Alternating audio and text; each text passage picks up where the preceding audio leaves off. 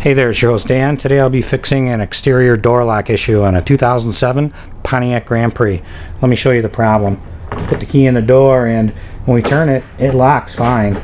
But when we turn it to unlock, nothing's happening here. Not unlocking.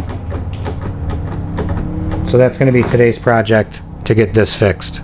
Now, like I mentioned, the lock part works no problem.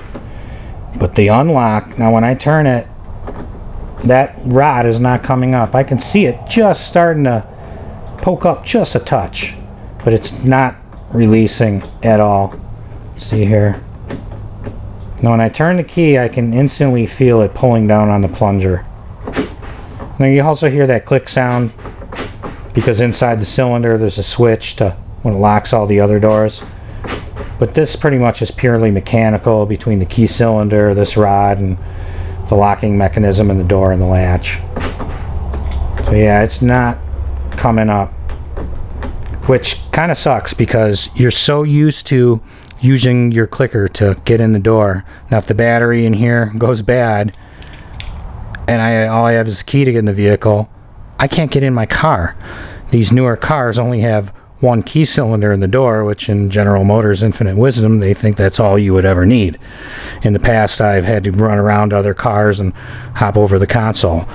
So we're going to get this fixed, just in case that the clicker goes bad, I can get in the car again. And I'm thinking that something is going to be worn in here. Something might need to be replaced. Hopefully, I might be able to get lucky and something might need to be tightened up. But I'm going to have to take the door panel off and get in there and inspect and see what's going on first. I'll begin by removing the door panel. There's a couple 10 millimeters under this trim.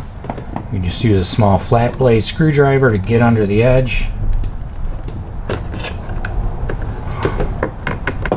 Work that trim off. That'll pop right off. Here on the door, the bezel behind the handle, there's two clips. I'm going to use my panel popper to come in behind it, and there we go. Yeah, you're being a little difficult, huh? There we go. Set that aside.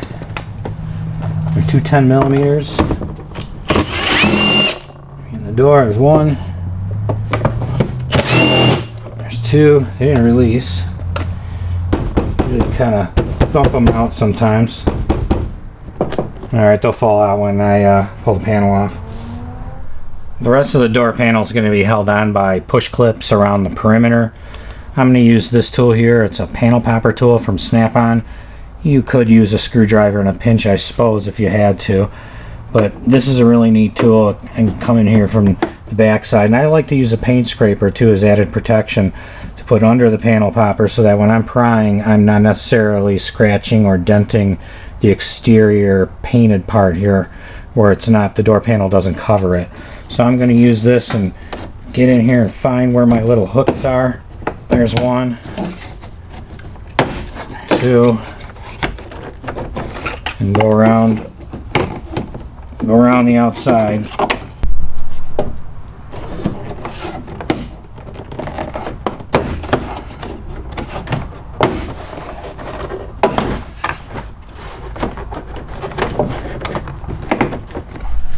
There's another clip right behind the triangle portion up here at the top.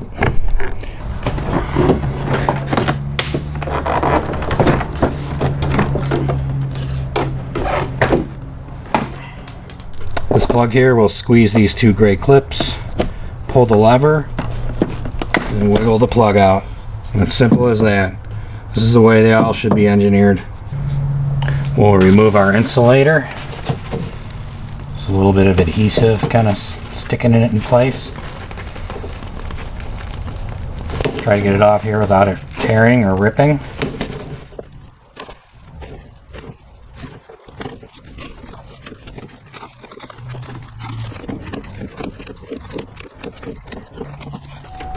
Turn the key on, roll that window up. So I'm going to follow the rod down from the door lock cylinder it goes to the back side of the latch where this little black lever is, and I'm going to reach in and see if I can activate it here. Okay, that's locked. Yeah, the unlock is, it's got some resistance. Oh, there, it unlocked when I pushed it really hard.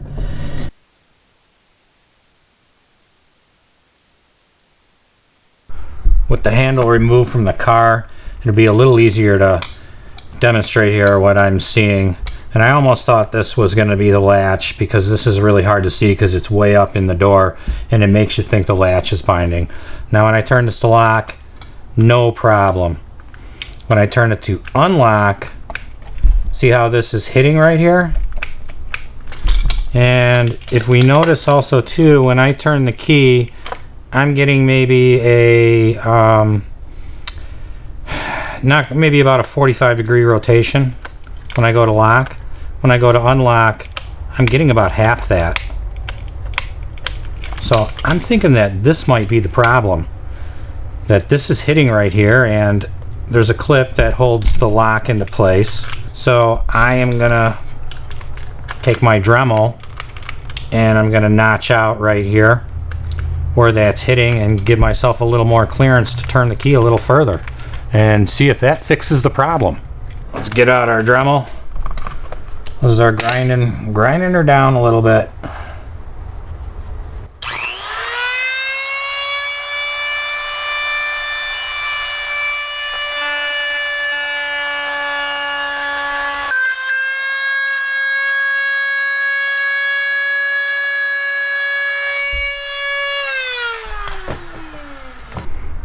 With the Dremel, I created a small notch right here in the back of the door handle, and also on the lever part of the door handle. But I had to be careful because you don't want to, compromise this too much where it's going to break off, just so that you're taking off the edge. And now the key would normally stop about there. I've got that much more travel. This should take care of the problem. I'm going to go reinstall this back into the door and test it out.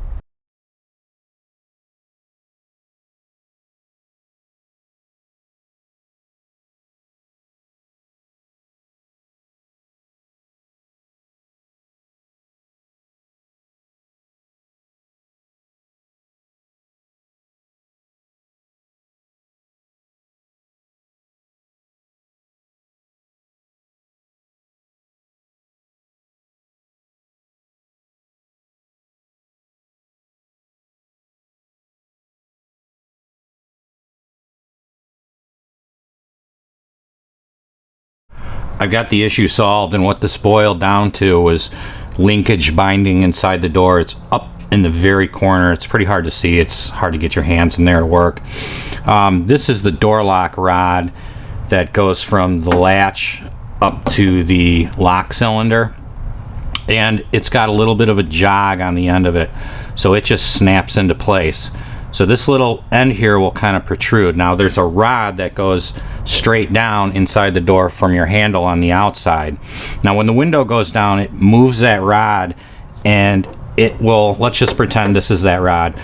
It moves that rod when there's normally clearance, and it'll press it against the back of the lock cylinder. When you turn the key in the door, this is where things start binding. This little end here starts catching on the other rod, and to no avail of me trying to get in there and rebend the rods, I could not get it to function properly. What I did was, instead of having this little jog sticking out in the end of the lock cylinder, I used another rod. It's from a door lock actuator that has a little flat piece on the end. It's kind of almost a little rounded, so that this will snap in, so that this would just glide right under this piece. It won't hang up on it as it moves around like this, or possibly try to hop over the top of it. That was the ultimate fix, and since I did that, it works perfect. I mean, it works so sweet now. It's like butter. That red tab you see there, that's part of the clip where the end of the rod snaps into, and you can see how close it is to the rod that comes from the outer exterior door handle. So now I can move it freely with no obstruction, and I'm going to call this problem solved. Put our foam insulator back in place. this will go on.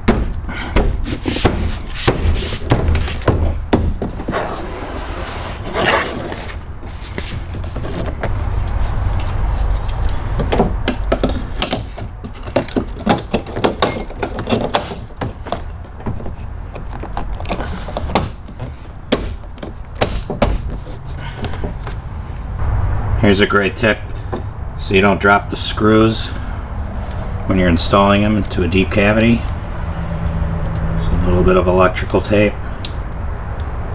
Hold that on.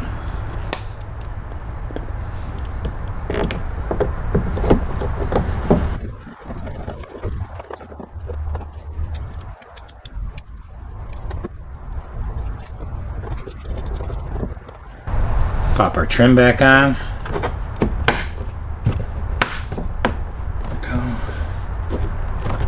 Let's give it one last test now that the door is all back together. Locks easy, just like it did before. Unlocks very easy. I am barely turning on the key. And the window's down so that it's giving a little bit of pressure on that rod that opens your door to push it back to the lock cylinder. I really wish they would have manufactured this vehicle with the tolerances a little further away so that it didn't bind like that, but it is what it is. A little bit of an unorthodox repair, but got it repaired for absolutely zero cost, and I'm confident that this is going to last the lifetime of the vehicle. So I hope you enjoyed my method to my madness. Hope you enjoyed watching the video, and as always, thanks for watching.